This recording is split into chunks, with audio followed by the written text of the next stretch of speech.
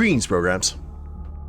This is Wretch, and welcome back to Vampire the Masquerade Out for Blood. And in the last stream, guys, our character kind of walked through the ruins of his grandfather's life and discovered a few secrets, namely a collection of occult implements and a lot of firearms, which you can probably have quite a few theories just looking at that. We also got to run into some old friends, and we met a very strange teenage girl who apparently was a friend to our grandfather, who warned us not to trust anybody because there's definitely some supernatural nonsense going on. But right now, in the meantime, we have a dinner party to go to that we were invited by the good Mayor Bumpley. So let's go ahead and check this out and see if we can meet even more of the of Jericho Heights, like upper crust. Night is not an absence of light, but in fact it is daytime that is a brief respite from the looming darkness. Guillermo del Toro, The Strain. Marvin Bumpley lives at the epicenter of Jericho Heights with the largest house on the highest hill. Rumor has it his great-grandfather took over the land from an orphanage that defaulted on a loan. That first Bumpley, possibly named Gregory or even just John, converted the existing structure into his home. After the passage of 150 years, the home has been refurbished and renovated to the mansion today known as Bumpley Manor. You only visited Mayor Bumpley's house once in all the time you spent in Jericho Heights. Though you spend many summers staying with your grandfather, you visited Bumpley Manor for a winter party. You'd never been in a home that grand before. After the biggest meal of your young life, you sneaked a cocktail from the open bar and livened up the party with a version of Baby It's Cold Outside on the karaoke machine. Relationship with Mayor Bumpley +6. You make it to the main gate as night descends on Jericho Heights. There's a thick quality to the air, not due to weather or atmosphere. You feel a weight on your skin, so tight you can't sweat. Is it nerves? Maybe. Why though? What's to worry about a dinner party? Closing your eyes, you take deep breaths through your nose and exhale slowly through your mouth while thinking of a calming place. It's a simple form of meditation, one that always works. You imagine a verdant green meadow with a single willow tree, its branches shaking in a light wind. Before you know it, you're walking to the shade of the tree. Barefoot, you feel the grass beneath your soles. It's perfectly peaceful, and you're feeling at ease. As you reach the old willow, you spot a figure in the distance. It stands straight and tall, unmoving. Its face is blurry, and its body is dark and lacks details besides hands dripping red. In an instant, the span of a blinking eye, the figure moves closer by a few dozen feet. More red drips from its hands, and its face has only a long, thin mouth with two dagger-like teeth. A feeling stirs in you, a primal urge of fight or flight. Your skin prickles and your mouth goes dry. All your tranquility flashes away in that second. Are you just going to stand there, or are you going in? You spin and spot a woman standing behind you. She's rummaging through a handbag perched precariously on her left knee while she balances on her right leg. The feeling of dread leaves you like it was never there. You don't even remember the scene that caused your fear. She pulls out some earrings, hikes the bag on her shoulder, walks around you, and opens the gate. Well, come on. You follow after her, still a bit disoriented. The path winds through a carpet of cut grass outlined in colorful flowers no taller than the strangely uniform green blades. One side of the lawn has rose bushes, the other a variety of distant trees and a gazebo. As you near the house, you reach a fountain with two cherubs squirting water from their mouths. My name's Lacey Pendleton, by the way.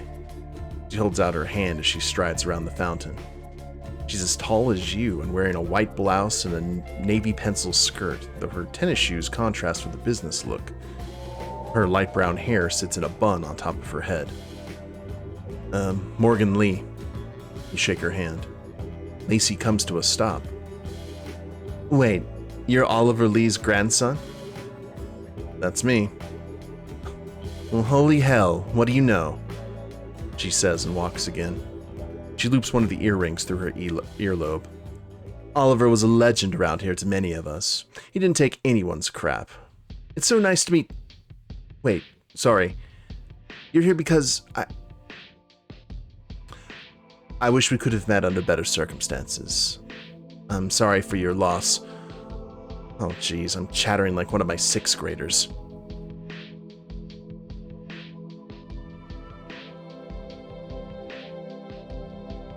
My grandfather was a legend to you?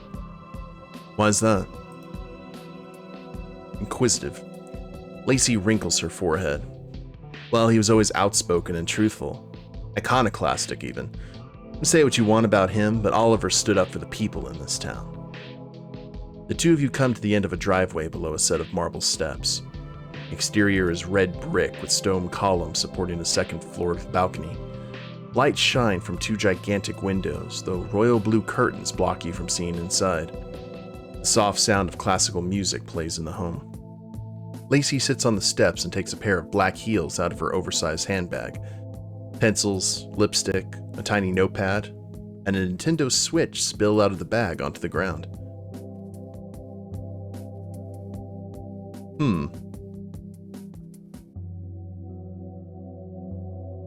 Bend and pick up the fallen items for her, that's what I do. Kind-hearted +4. You gather the pencils and notepad while she picks up the game and lipstick. Thanks. I came right from school and didn't clean out my bag. I'm vice principal of Jericho Heights Middle School. So you're saying that's not your Switch?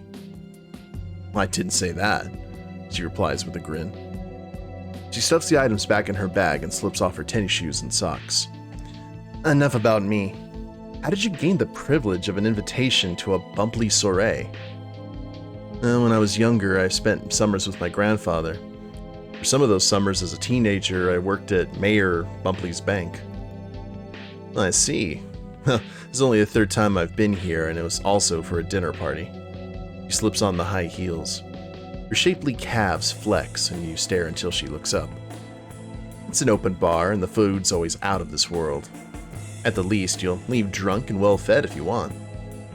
She reaches into her bag and takes out a compact and a tube of lipstick. An iPhone falls to the ground.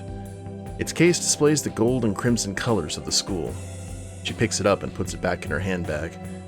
I'm always losing this thing. A breeze blows rose petals across the lawn and onto the driveway. From the direction of the entry gate comes footsteps on gravel and the sound of voices.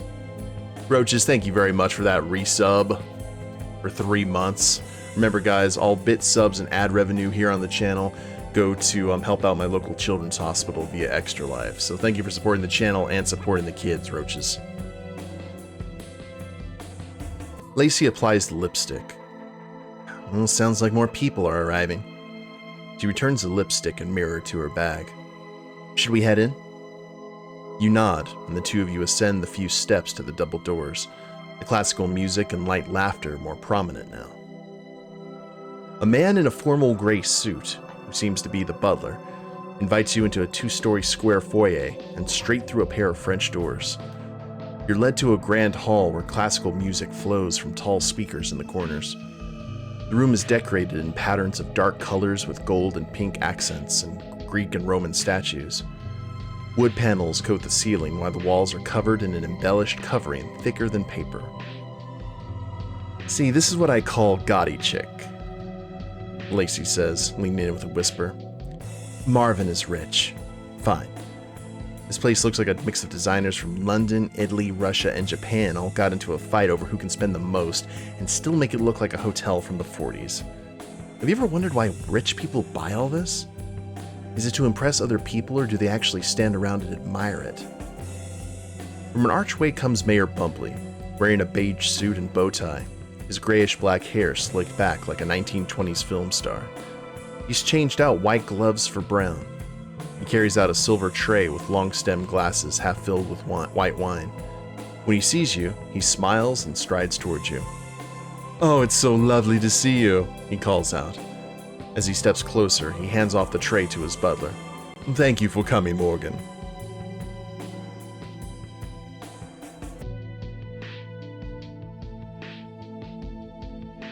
Well, thanks for inviting me. You have a beautiful home. Kind-hearted, matter-of-fact. Mayor Bumpley beams proudly. Oh, you're very kind, and you're welcome for the invitation. It is so great to have a new addition to our town. If I can convince more young people to move here, I'd be the best mayor in the history of Jericho Heights. Just so you're aware, guests are asked to stay in the grand hall, the patio, the garden, and of course, the dining hall. So, is the city paying for this party, or your donors? Or hell, maybe it's just us taxpayers footing the bill? Lacey gives the mayor a mocking smile and slaps his upper arm. Mayor Bumpley smiles courteously. Lacey, it's so wonderful for you to show up. After that town council meeting, I'd imagine you'd avoid leaving home. He laughs, and so Lacey does the same. Well, it's been a while since I've been to your house, Lacey says, and puts her hand to her mouth to pretend that she's telling the secret. Or as I call it, the house that predatory loans built. They both laugh again, and you chuckle awkwardly with them. Pardon me, I need to attend to my, I've never been able to, that word, refreshments, Mayor Bumpley says. Oh, Reginald, did you put out the quail eggs with caviar? Lacey scoffs as the mayor waltzes off to his kitchen. Or the hors d'oeuvres. Excuse me, there it is. It slipped my mind. So, how about I give you a rundown on the notable guests here? She points to a tall woman by the kitchen. The model-esque lady in the $5,000 outfit is Martina Lobo. She's a doctor with her own boutique practice. A wellness clinic or something where they serve wine spritzers after your hot yoga class. Not really, but you get the picture. You look over at an olive-skinned man by the bar. Suzanne, thank you for redeeming those grid coins. I'll do that donation as soon as I finish this page. And him? Who's he? Lacey takes a glass of champagne off a short pyramid display of glasses and drinks half of it. That's Marcus Williams. Comes from one of the richest families in DeKalb County, no matter how much he tries to pretend otherwise. He used to be a deputy sheriff, but got wrapped up in a scandal. Honestly, I don't like spreading rumors, so I'll leave it there. She swallows down the rest of her drink and picks another glass off the pyramid. She keeps her eye on Marcus, and you see the hint of a smile. You walk with her along the length of the room until you arrive near the exit to a garden. You see an older man in a sheriff's uniform smoking a cigar. And that Clint Eastwood lookalike is Sheriff Raymond Allister, Lacey says, drinking half the contents of her glass again. He had part of his lung removed 2 years ago, but he's still smoking like a Texas barbecue.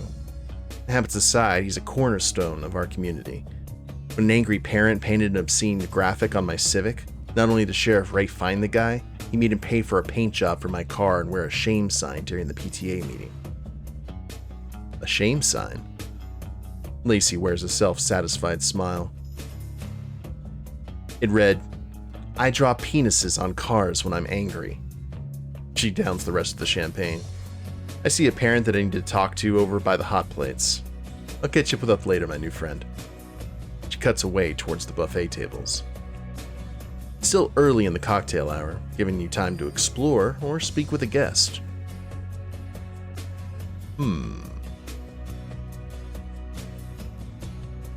That is an amazing sign for sure. Hey, Undead. Welcome to the stream. Okay, before we make a decision here, we have some business to take care of. And that was Suzanne, who utilized 20,000 grid coins for a $5 Extra Life donation. I greatly appreciate that.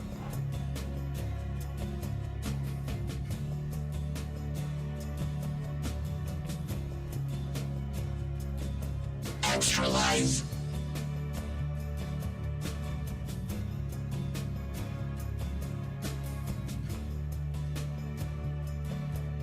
We're inching toward that goal, guys. Slowly but surely.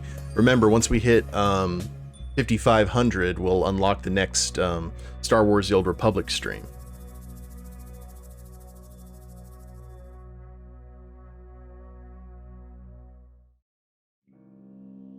Okay. Should clear through now.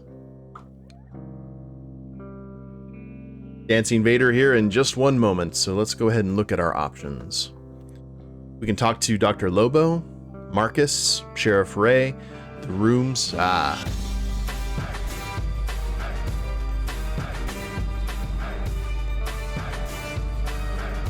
The rooms on the western end of the house or the rooftop deck. You can see all of Jericho Heights from there, including Bleak Rest House.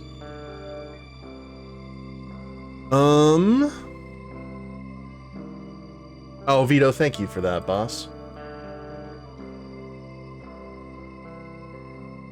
Let me go ahead and take care of that too.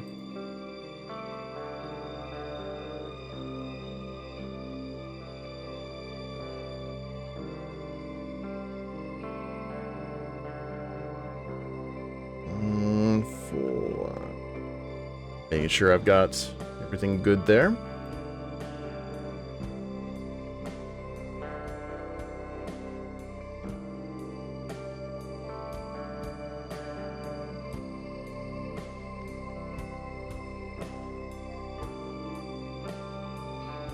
Clear through this as well.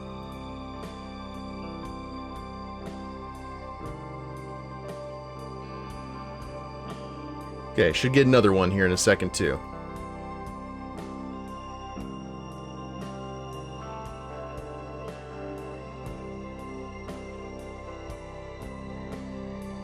All right. So I think we may have like a limited amount of choices here. What do you guys think we should, who do you think we should talk to first? Dr. Lobo, Marcus, Sheriff Ray? Or go exploring the house some? I'm trying to remember where... Grand Hall, patio, garden, and dining hall.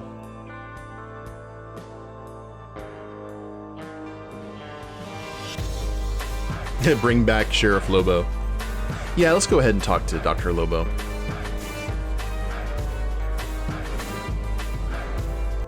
Thank you, Vito. I appreciate you. When you see her alone, you walk over to the door, to the doctor, who breaks into a welcoming smile at your approach. Hi. Oh. Hello, I don't believe we've met. I'm Martina Lobo, she says. Her voice is low and gravelly with a hint of a Hispanic accent. Please call me Tina. Morgan Lee. Good to meet. You're Oliver's grandson. Why does everyone have that reaction? Your grandfather had an impact on Jericho Heights.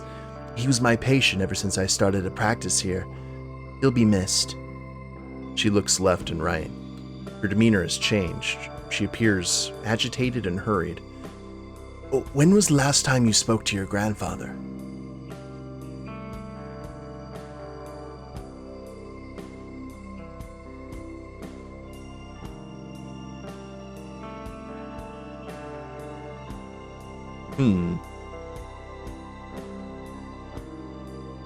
Act, Vito. Okay.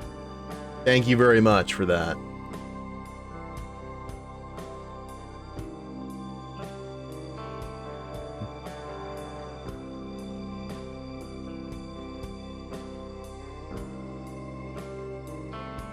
Fortunately, I got that on the save data, so...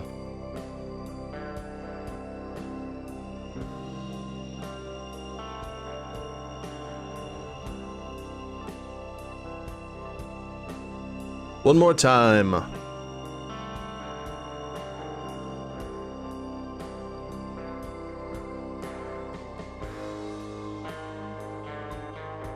Alright, cool. Yeah, Vader's getting his steps in, that's for sure.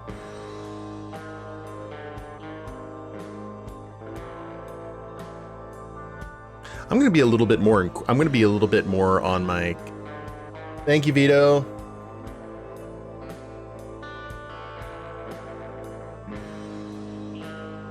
I was not expecting to spend $25 tonight.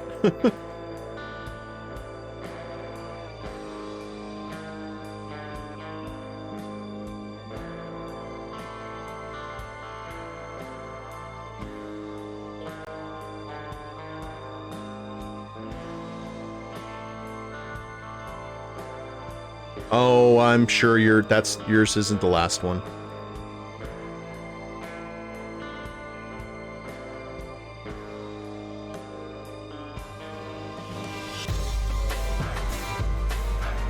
All right.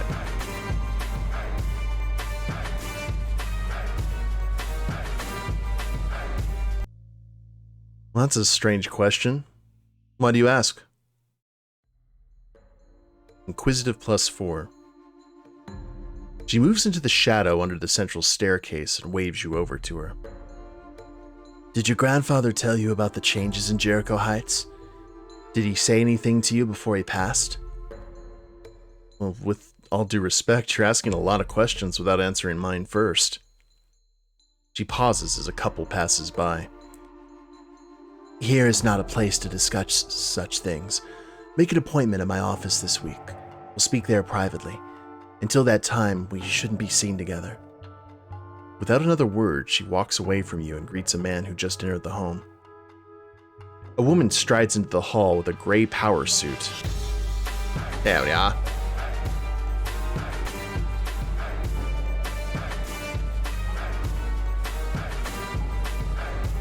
And the other guests all turn and greet her. Like the Queen of England, she smiles and waves at her court. I didn't know Kendra Clark was coming. Oh, sorry. I didn't know Kendra Clark was coming, one guest says. She reported on Monroe Duncan's disappearance. Can't believe she's still been missing after all this time. Well, I'm just glad this is an adults-only party, says another guest. Her daughter's such a weird child. Well, Michaela may be a bit eccentric for her age, but she's not that bad. This is the first you're hearing about a missing person in Jericho Heights. The grandfather clock shows you're halfway through the cocktail hour, leaving you time to speak with other guests or look around the manor. Lacey has appeared on a balcony overlooking the grand hall. Next, you walk to... oh man.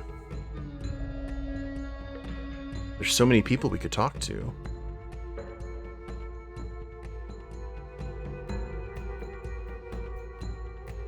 Now, is this Michaela's... we met Michaela before, I believe, so... you think we should go to the roof?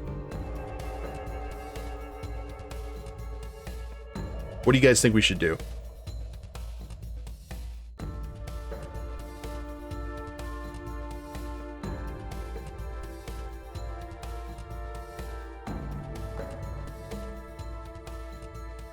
Kat says we should go to the roof.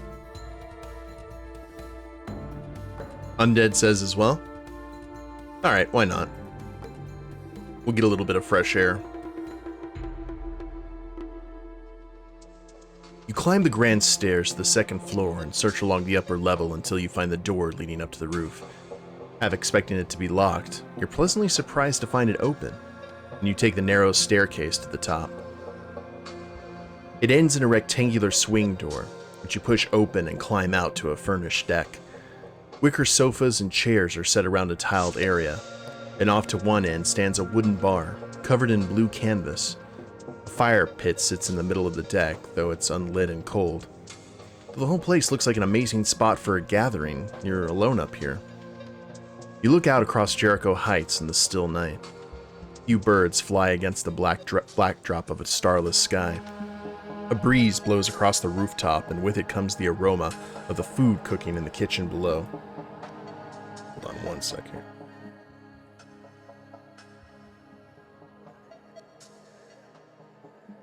Underlying it comes a scent of something far less savory, something earthen and old. You were only 6 years old when your grandmother died. You still vividly remember the smell of the cemetery. She was buried at Serenity Park, and to this day, whenever you catch that smell from the graves, you grow cold and have a sense of unease. Even now, you feel the need to look over your shoulder every once in a while as if you're being watched. Then you see it. Bleak Rest House. It stands not so far away, but it seems small and not so imposing as it once did when you were a teenager. Maybe all the stories of your youth piled on top, one on top of the other, until you could no longer see the house for what it was. Crumbling old mansion. As an adult, you know it's only made of wood and stone and brick. The horrors you once imagined are decades in the past. As you walk closer to the edge of the deck, you see a figure standing on a balcony of Bleak Rest House. Could this be the owner? What did Michaela call her? Amanda Chastain. The figure turns to you as if she knows you're watching her. A sudden feeling creeps over you, something unsettling. Thought you were alone, but with her looking in your direction, it no longer feels that way. You fan yourself to cool down, though the hairs on your arm stand straight up. You swallow hard to clear a dry mouth, and you wipe your forehead with the back of your hand.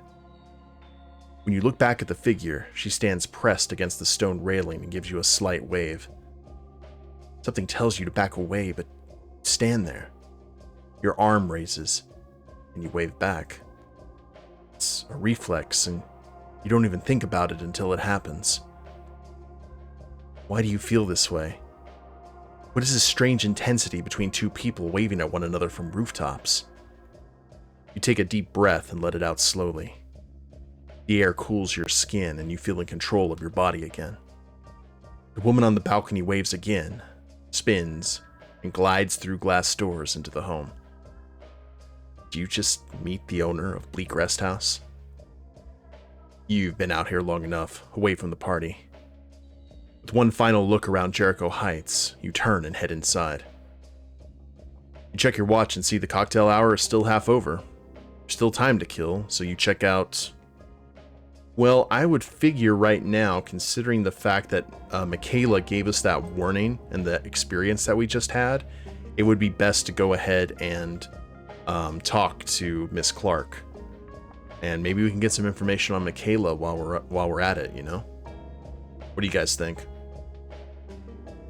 What's the top 5 and more of a fave vampire clans from best to worst? My favorite clan is Tremere, Followers of Set, Malkavians, La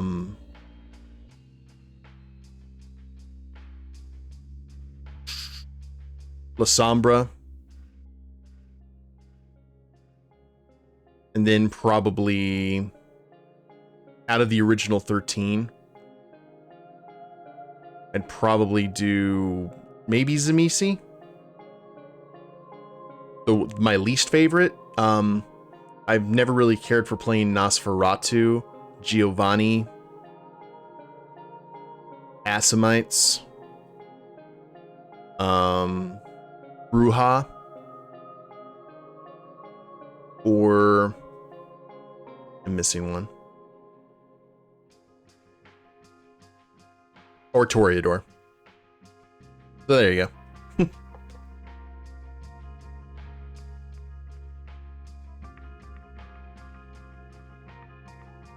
You walk over to Kendra Clark by one of the long tables, packed with finger foods and dainty morsels. She picks among the items with wide eyes and a gleeful smile like she's choosing flowers from a garden. Quite a spread, you say, stepping next to her.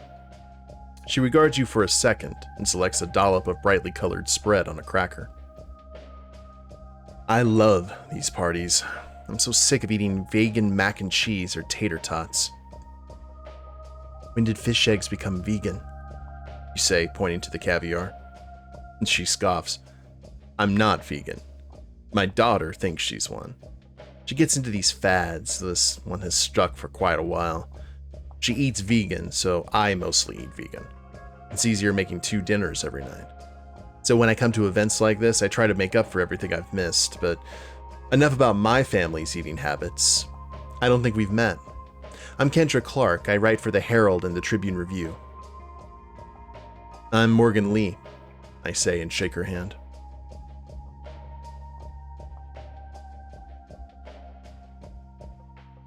What's my wits and insight right now? It's 3? I mean, I guess we can try. What type of articles do you write? Kendra pops a steamed dumpling in her mouth. She chews her food, making you wait for the answer. I mostly cover local and county news, crime, some community matters. Crime? I doubt there's much to report. The case of the double-parked bread truck doesn't sound like front-page news. You'd be surprised. We have our own share of theft, assault, meth labs, breaking and entering. And there was the whole Annis Keen ordeal. We even had a few missing persons. Missing persons?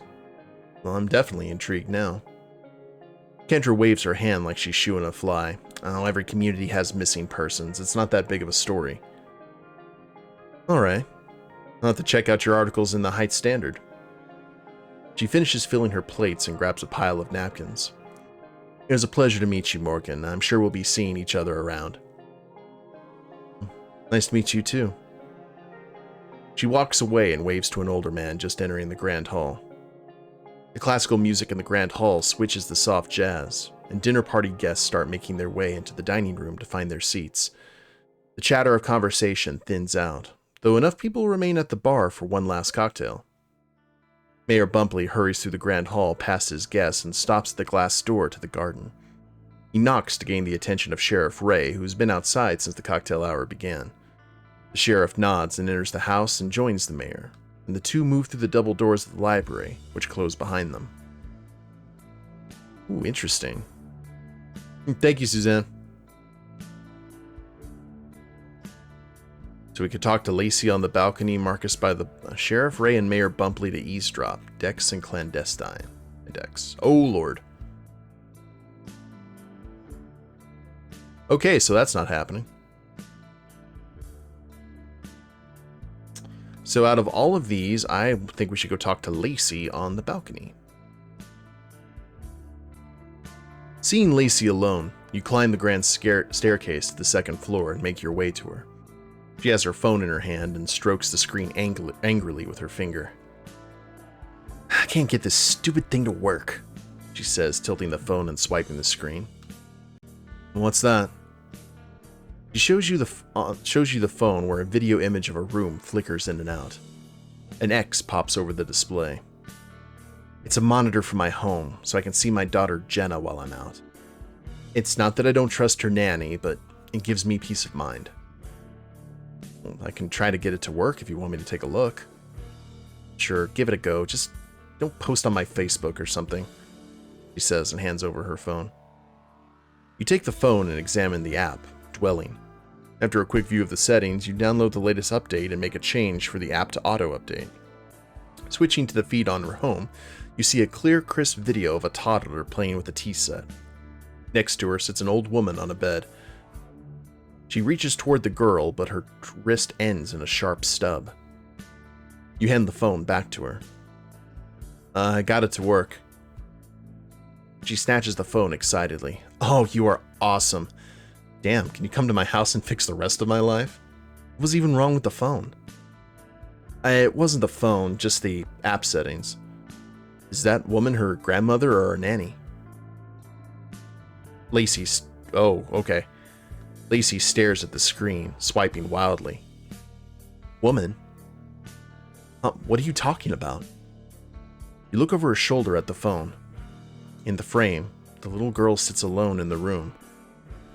There was an old woman on the edge of the bed watching your daughter. She's very old with white hair, wrinkles, and a dark dress. Her right hand is gone. Lacey shoots you a troubled look. I don't know if you're delusional, or you're drunk, or high, but my daughter is being watched by my 17-year-old neighbor. See? A teenager walks into the room with a plate of carrot sticks. Jenna perks up and hands her a teacup. I could have sworn there was a woman there. Say confused. You feel a quick shiver down your back. There's no one there but my daughter and Lee. Lacey shuts off the phone. I'm going downstairs to get a drink. Thanks for fixing my phone. With Lacey gone, you return to the first floor. A bell rings at the front of the Grand Hall. Mayor Bumpley stands before double doors with arms raised like a conductor. Attention everyone! Dinner is now served.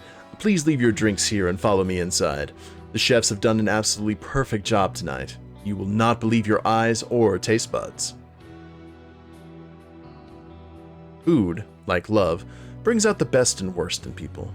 Free food of the quality present in Bumpley's Manor dining room can be likened only to a drug for the way people push and maneuver around one another to be the first to indulge. Though everyone in attendance will be served that night, no one can seem to wait for Cornish hens and pheasant, pork belly and bacon jam, peas and roasted asparagus, black truffles, fresh-baked pumpernickel bread, and other delectables. Fine china, crystal goblets and glasses, and polished silverware set each place around a long table that could appear in some Victorian palace. As you start your search for a place to sit, you notice Salem has finally arrived. She's dressed in a black knit dress with a black lace shawl over her shoulders, and her hair is up in a crown of braids. She stands in front of a place setting already near the middle of the table. You're amazed at how quickly the table fills. You sit. We probably scared Lacey off, I would say.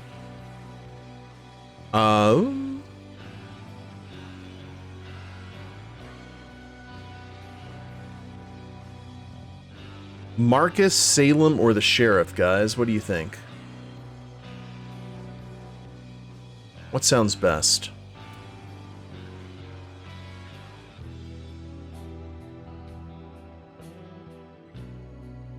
Next to Salem?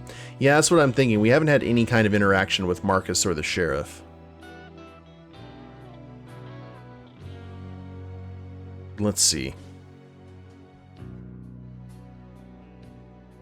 As you move to take a seat next to Salem, you notice both are already filled, and so are the seats directly across from her.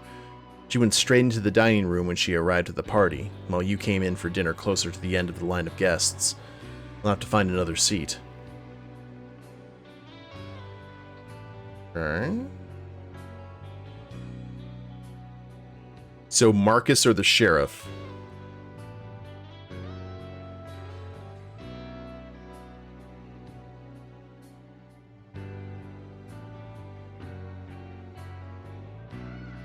Yeah, let's get acquainted with the sheriff.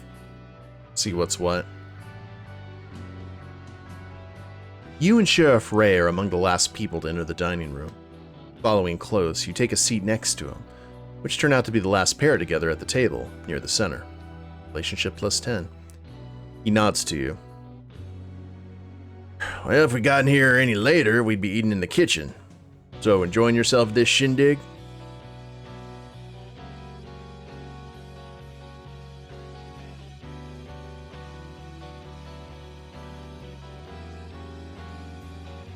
So I'm having a good enough time, and after tonight I probably won't have to eat again for a week. Sheriff chuckles. Yeah, a little bit too much rich food for my blood. I'll crush up some Lipitor in my scotch later. So let me ask, if you weren't here tonight, what would you rather be doing? Before you can respond, Mayor Bumpley strides into the room from the kitchen. Attention everyone, dinner is now served. Our first course is a tasting plate of soups. An elegant vegan spring pea soup, a coconut prawn soup, and a chilled gazpacho. The pasta course will be roasted beet... with brown butter and poppy seeds. And finally, the pheasant will be out as our third course. I know you all are waiting for it. Please save your applause for the end of the night.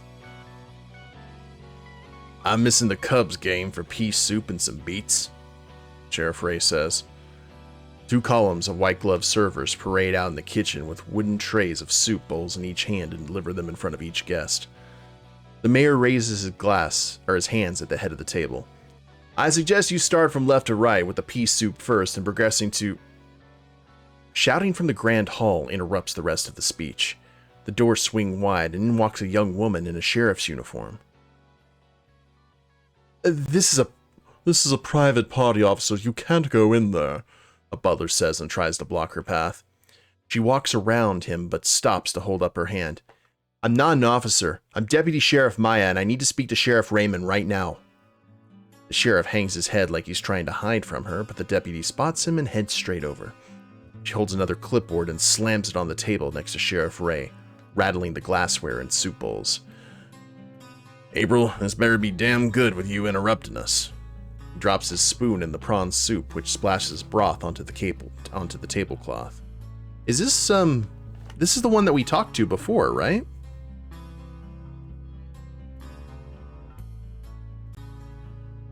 This is the deputy that pulled us over, I think.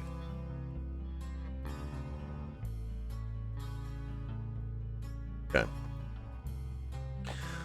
Well, sir, we have a credible report of a missing person. 17 years old and hasn't been seen in 6 hours. And sir, I found something. He shows him the clipboard. Sitting next to the sheriff, you can't help but look over his shoulder. Photo on the clipboard shows a pair of bloody tennis shoes. It's Tyler Sanders, Deputy Maya says with an intensity to her voice but wearing no emotion on her face. Abe's grandson? He stands and tosses a cloth napkin on the table. Deputy simply nods and clutches the clipboard to her chest. The mayor marches over, frazzled and angry. What is the meaning of all of this? I'm trying to throw a party. Sorry, Marv, gotta go. Thanks for the soup. A little bit too salty for my taste. Sheriff Ray steps away from the table and walks to the grand hall with Deputy Maya close behind. Dinner ends shortly after the interruption. The mayor's staff scramble to provide platters for people to take home, but after the news spreads of a missing teenager, many guests lose their appetite. You're one of the last to leave, and on your way out, you find an iPhone in the driveway. Its gold and crimson case tells you Lacey lost it again. You'll make it a point to return it to her tomorrow. On your way out, you call for an Uber, but there are none available in Jericho. You happen to see Sheriff Ray getting into a sheriff's car, and he waves you over and gives you a ride home. You arrive home just after 9 o'clock. On your way inside, something feels wrong. You hear faint, wet footsteps. Someone else is inside. You waste no time and rush upstairs, following the faint tracks. Large footprints grow lighter as you track them across the second floor and into your bedroom. Push the door open as slowly as possible and feel a stiff breeze flowing through the room. Your heart skips a beat before you walk inside. No one's there. A window is wide open, and one of the heavy curtains rustles in the wind. A dresser drawer sits slightly open, and one of your suitcases, not yet unpacked, has been moved a few inches to the right. Otherwise, the room is as you left it. Someone has been here. At this point, you may use your unspent experience points or save them for later.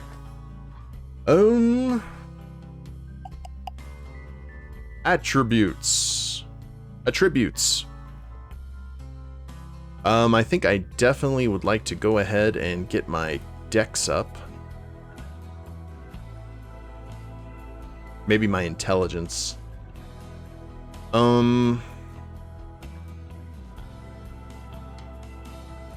Man.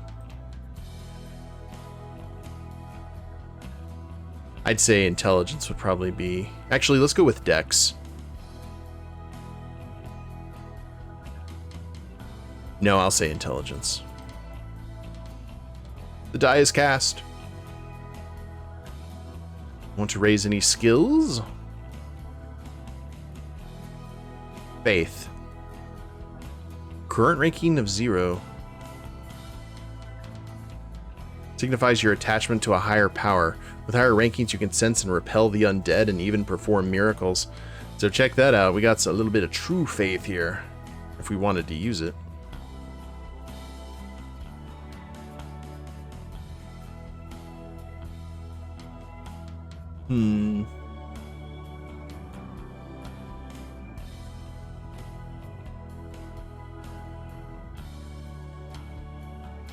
I think the science, I don't know.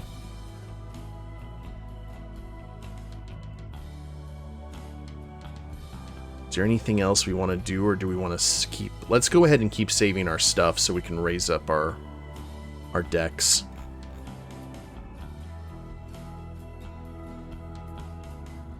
Backgrounds? Resources? That would give us some more money, which would be nice. But I don't think we have any influence right now. So let's go ahead and wait on that too. We're so close.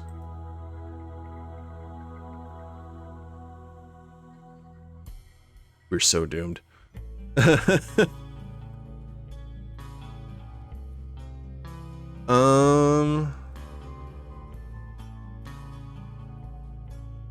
Yeah, let's go ahead and just accept the new ranks. And the story continues.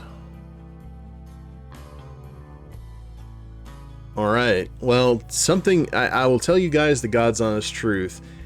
I was thinking that I had an idea in my head when you're looking out over the town and you see that person in the on the balcony, and you see them and then they just stop and look straight up at you. That reminds me of the first time I ever saw Stephen King's It. Not the newer ones, but the original one with Tim Curry. I saw it when I was a kid, and I remember this like vividly for the rest of my life. We were staying at a Holiday Inn hotel. We were on vacation somewhere, and this was back in the late 80s, early 90s. And